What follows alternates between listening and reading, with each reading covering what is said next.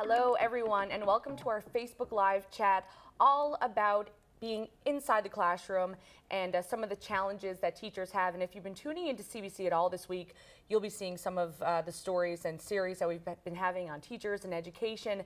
And today we actually have Jen White in studio. So Jen is the producer of the Inside the Classroom series. And what we want you to do is join us right now on Facebook, where we're live, and YouTube, and on our Facebook page, to ask some questions. Do you have a story? Are you a parent in Newfoundland and Labrador? Do you have any issues with your kids' classroom? So this is your chance to try to get that story out there. If you have any questions, Jen will try her best to answer them. So I guess starting off, how did this come about? Give us an example of how this happened. Well, it was funny. It kind of started as just a chat after a show. It actually started with Ramona Deering. So after a crosstalk show that she had last fall, it was with NLTA President James Dinn, and he said to Ramona, "If you only knew what teachers in this province are going through." And that started the question, well, how do we tell that story? Which is not the easiest thing to do, because it's hard for people to come out and talk about things when they're fearful of, say, keeping their job. You don't want to be, it's hard to bring those frustrations forward. Yeah. And yeah, so that started a conversation with the NLTA, and we figured out that the NLTA put the call out to teachers. 30 teachers actually responded to that call. They came in on their own time on a Saturday last month. The NLTA paid for their travel, and the teachers, they gave up their own time to come in here, and very candidly, we were actually kind of shocked about how open they were in talking about their frustrations. Right. Because this is very rare for teachers to actually speak, and we've been calling it an unprecedented chat, because as you said, 30 teachers who are worried about what will happen in reprisals. So how did the conversation happen? So you guys worked with the NLTA to get people to speak. So how, I guess, how was it for these 30 teachers to come forward and do this and kind of speak their truth to the entire province? I kind of want the public to know that, like, the tension was pretty high when everyone kind of came in here. Everyone was kind of nervous, I think, as they took their seats in the studio. But after Ramona started talking to them and they started sharing their stories, they were, some of them are just very much at their wits' end. They're feeling so desperate and so, not strung out, but just so strained from all of the situations that they're dealing with day to day, and they're just being stretched too thin. So they were they wanted the public to know about what they are facing day to day. Yeah, and we heard some of that this week. And this is the first week of 3 weeks of coverage. So this week dealt a lot with inclusion. So can you explain some of the stories that you heard, and what were some of the most compelling stories that you heard as well? Well, I'll backtrack for a second. I'm not sure if everyone's sick of me explaining what inclusive education is at this point, but it is, it's where back in the old days we used to have segregated classrooms, so there was a special education classroom.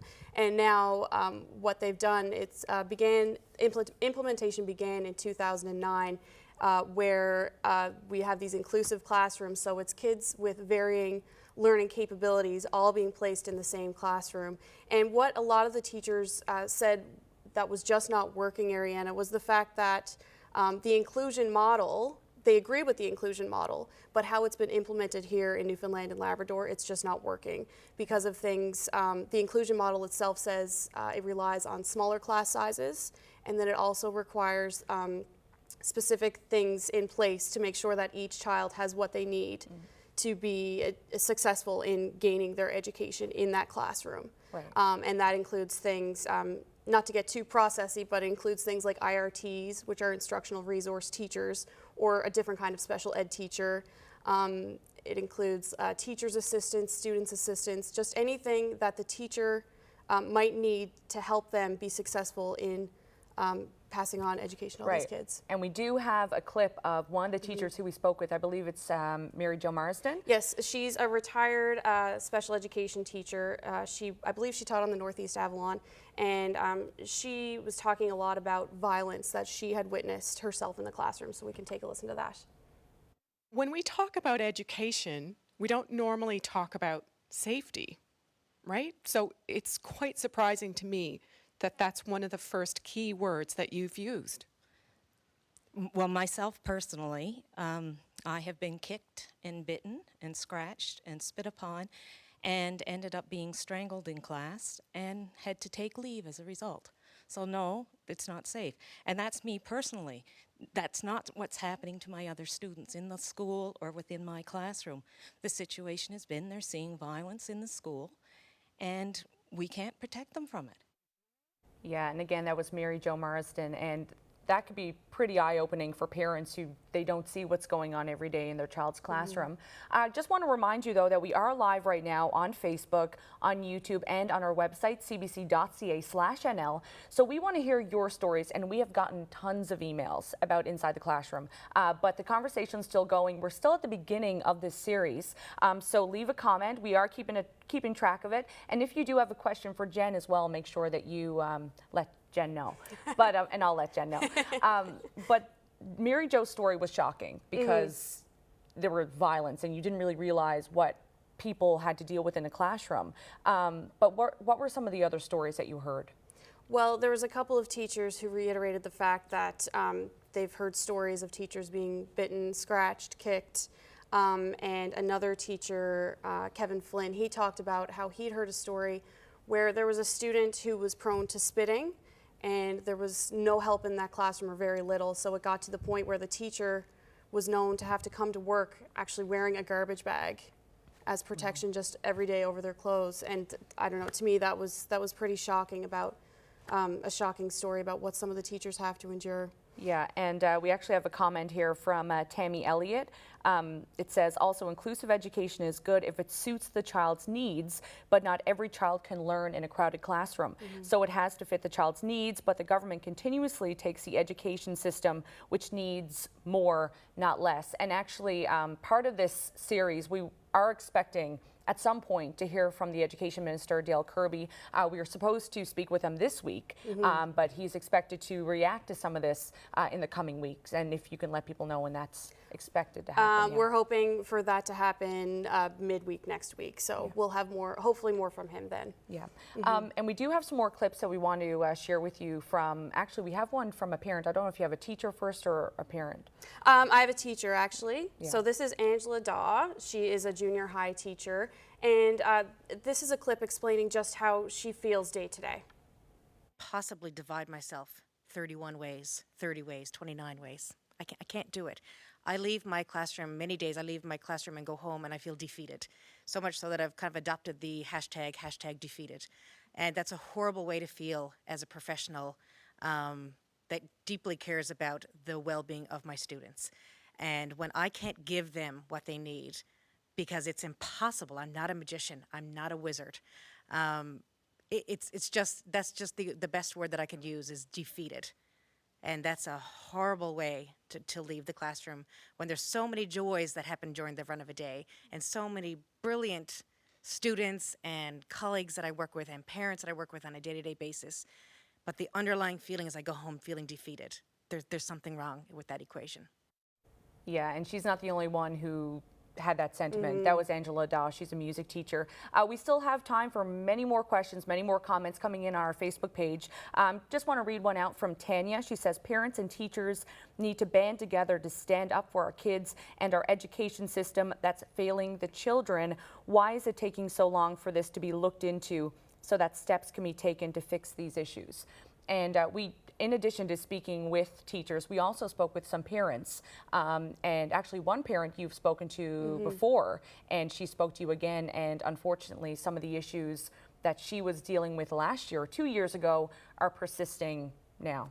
Yeah, when I first spoke with Sonia Tucker, her son AJ has several learning disabilities, so he has trouble with reading, writing, and math, and he needs special things in the classroom for him. Including someone to read and reread instructions to him, someone to write his answers for him. He needs extra time for tests, and also when he does those tests, he needs to be in a separate environment for those tests to happen. And if you think about it, Ariana, if you're dealing with a classroom with 30+ children, and I mean AJ, he's very quiet, so he doesn't often speak up for himself. That teacher can be pulled in several different directions during the course of a day. And Sonia Tucker, she feels for the teachers, but she's also so frustrated on that front. So let's hear from her now, from Sonia Tucker and her son AJ, who's a grade 6 student. There's no way that these teachers can do what they need to do in a classroom size of upwards to 30 students, and a number of students needing extra help. Not only extra help, but just everyday help. It's impossible for her to be able to provide all those services to all those kids and all those needs. It feels weird going up to ask the teachers questions. I feel like I'm annoying her and I'm bothering her trying to work with the other kids. Right, and that was Sonia Tucker. And Carla Crotty actually has a good point.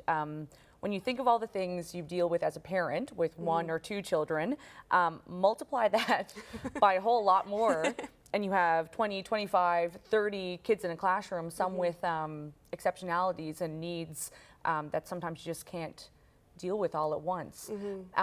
So we heard from Sonia, we heard from teachers dealing with inclusion. What is coming up next in the following weeks? Well, what we're going to be dealing with next week actually is looking at student and parent behaviors in relation to these teachers and what they're dealing with day to day in their classrooms. So it's going to look at things like social media, the effects of children, addicted to their cell phones, as we all know they are. We're going to be looking at the effects of video games. What else? There's a lot on the plate for next week. I think it's going to be a really good discussion, and I think again it's going to be eye-opening because it's some things that I know. And we don't want to give away too much. Exactly. But one of the things that we were chatting about before is like, how hard it must be as a teacher. You have kids who are on social media all the time. Everyone has a phone.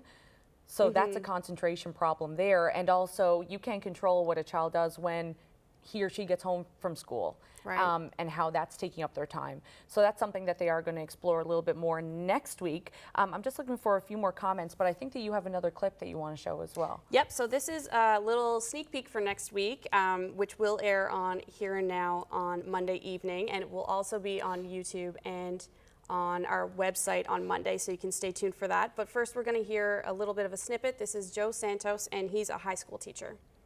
The issues that we have in school are because of the use of social media. Not because of social media, but the use of social media.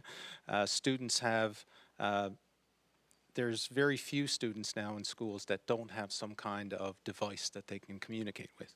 And when we're dealing with class sizes that we deal with, it's very difficult to monitor or police, for lack of a better word, students communicating with each other. And there may be an issue that they have to meet, they'll meet in the bathroom, and all of a sudden that they're, planning certain things. And when you're... Like what?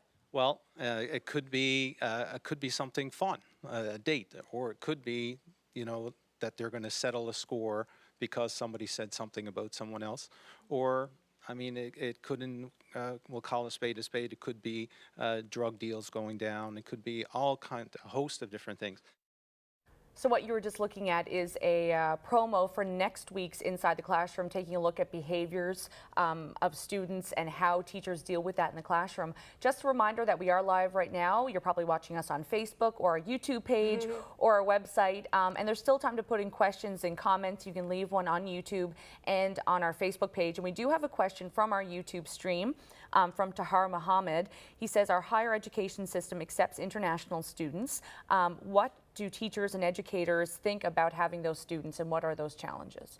Well, we did speak with, I believe her name is Kathy Anstey, and she is an ESL itinerant here in St. John's. And so she deals with several different classes in the district. And she mentioned that she works very hard to make sure that those students do have the requirements they need. They do need extra help with language. And she actually mentioned, Ariana, that there's not a lot of supports for ESL teachers in the province. So she's actually gone out and spent some of her own money on things to make sure that these kids have what they need to be successful in the classroom. Because that has to be challenging because you have language barriers, cultural barriers. Yeah. And of course, that's going to be taking away from the other students in your classroom as well if you're trying to focus on one student. We have another comment here from Ashley on Facebook.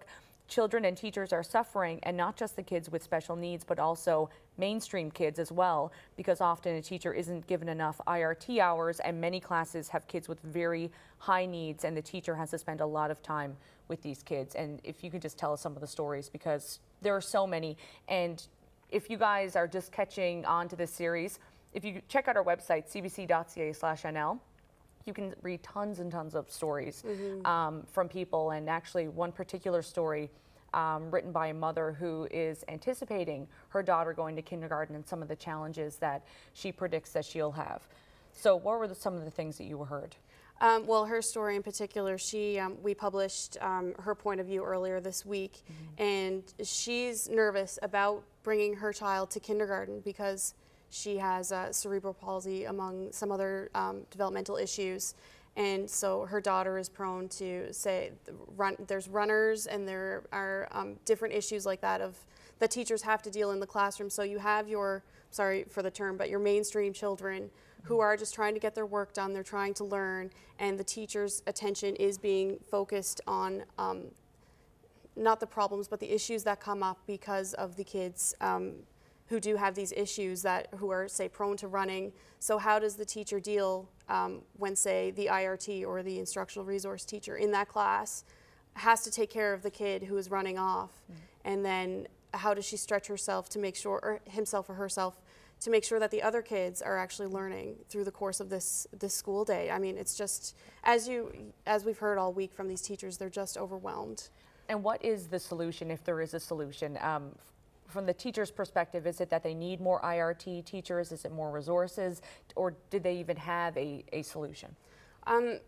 We didn't really get into the particulars this week of the series on the numbers of what we need, but the resounding solution that came from the teachers that we had here in studio was that they just need, flat out, they need more resources.